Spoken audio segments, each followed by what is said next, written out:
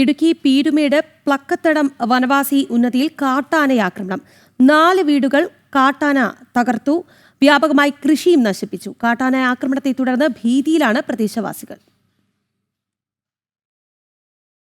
1 ഡസനിലധികം കാട്ടാനകളാണ് പീരുമേട് പ്ലാക്കത്തടം മേഖലയിൽ നിലയുറപ്പിച്ചിരിക്കുന്നത്. സ്ഥിരമായി എത്തുന്ന കാട്ടാനകൾ നിലവിൽ വീടുകൾക്ക് നേരെയും ആക്രമണം തുടങ്ങിയിട്ടുണ്ട്. വാളാംതോട്ടിൽ ഷെറിന്റെ വീടിന്റെ ഭിത്തികൾ കാട്ടാന ഇടിച്ചു നശിപ്പിച്ചു.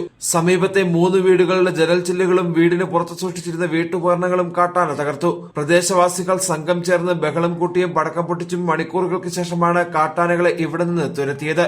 വീടുകളിലെത്തി കാട്ടാനക്കൂട്ടം ആക്രമണം തുടങ്ങിയതോടെ പ്രദേശവാസികൾ പരിഭ്രാന്തിയിലാണ്. കഴിഞ്ഞ 10-15 വർഷക്കാലമായിട്ട് കാട്ടാന ശല്യം അതിരൂക്ഷമാണ്. ഇക്കഴിഞ്ഞ രാത്രിയിൽ തന്നെ 4 വീടുകൾക്ക് നേരെ ആക്രമണം ഉണ്ടായി.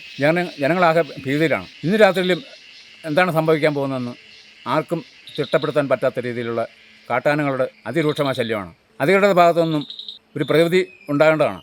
മേഖലയിൽ നാളുകളായി തമ്പടിച്ചിരിക്കുന്ന കാട്ടാനക്കൂട്ടം വ്യാപകമായി കൃഷി നശിപ്പിക്കുന്നുമുണ്ട്. കടുത്ത സാമ്പത്തിക നഷ്ടത്തെ തുടർന്ന് പലരും കൃഷി ഉപേക്ഷിച്ചു. മേഖലയിൽ വനം വകുപ്പിന്റെ ഇടപെടൽ കാര്യക്ഷമമല്ലെന്ന ആരോപണവും ശക്തമാണ്. ജനം, ഇടുക്കി.